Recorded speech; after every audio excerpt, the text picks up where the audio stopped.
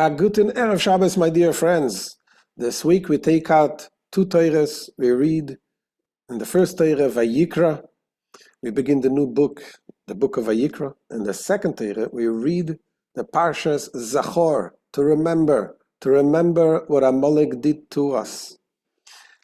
And in fact, this is a biblical obligation to hear this portion in the Torah. Every man must come to Shul tomorrow to hear the reading of Amalek. And of course, women are more than welcome to join as well. So I want to talk about these two portions and the connection of these two portions. But first, remember to light the Shabbos candles today. In Brooklyn, it's before 6:53. Man, make sure to put on tefillin. And please pray for our brothers and sisters in Eretz Yisrael, for the hostages to come back safely, miraculously. It should be very soon. So, the portion of Vayikra that we begin, the new portion, the new Torah, the new book of the Torah, talks about the offering of the sacrifices to Hashem. In the time of the temple would bring the animal sacrifices, and now we don't have the temple. Soon Mashiach will come, we'll have it again. But there's also the spiritual offerings. The spiritual sacrifices, sacrificing yourself, your desires to Hashem. And the Torah says in this portion, Kol chaylev laHashem, all of the fat, all of the choicest part you should give to Hashem. The Maimonides tells us, anyone who wants to refine himself, Yakuf Yitzray Ara, he should subjugate his evil inclination. You should bring your offering from the best, from the choicest. So you have to bring an offering. Don't choose the skinny animal. Choose something nice, something good. Says the Rambam, this applies to every mitzvah.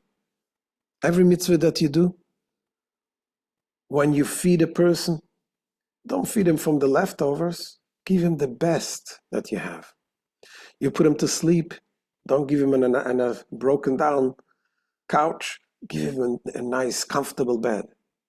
Give, whatever you do, give the best. You start in the morning. The best part of the morning you give to Hashem. You don't go to your mundane business until you daven, you pray, you put on tefillin. First, the fresh time in the morning you give to Hashem.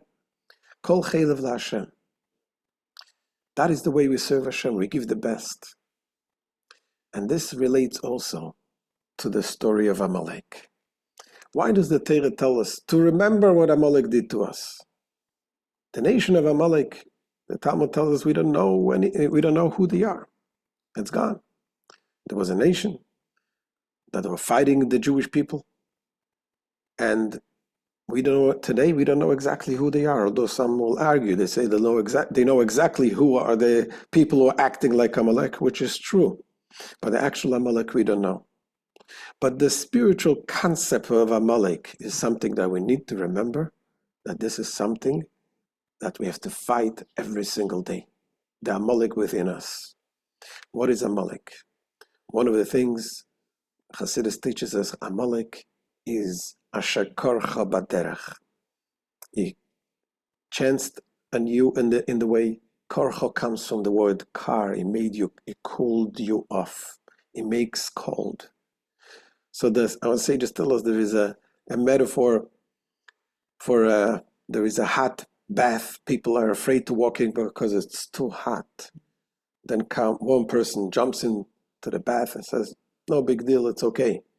Everyone jumps after it. The bath is already cooled off.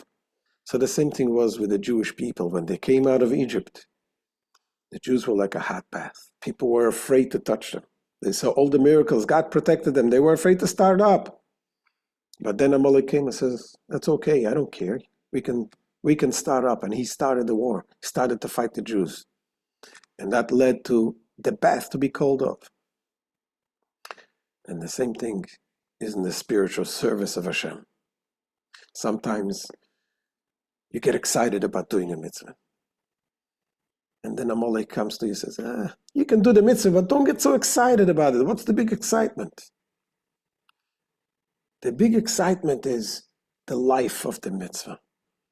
If you do a mitzvah without excitement, cold, it's dying. And you're going to end off not doing the mitzvah.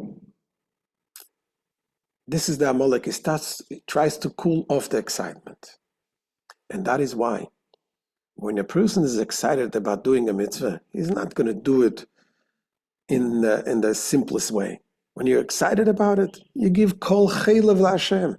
The best, the choicest, you give to Hashem because you're excited about this mitzvah. So we are excited about the mitzvah that we have right now. Coming down to tomorrow night is going to be Purim. The mitzvah, we have the 4 mitzvahs that we do in Purim. Purim, of course, is an exciting holiday to begin with, but there is a very important holiday. We have the Megillah reading, the 4 M's, the Megillah, in the night, tomorrow night, Saturday night, and Sunday morning during the day.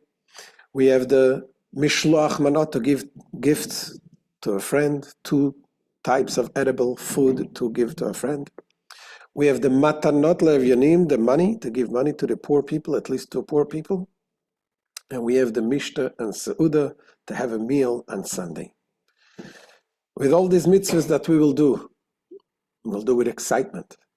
Hashem will be excited with us, and it will bring us the exciting news that Mashiach is coming very soon.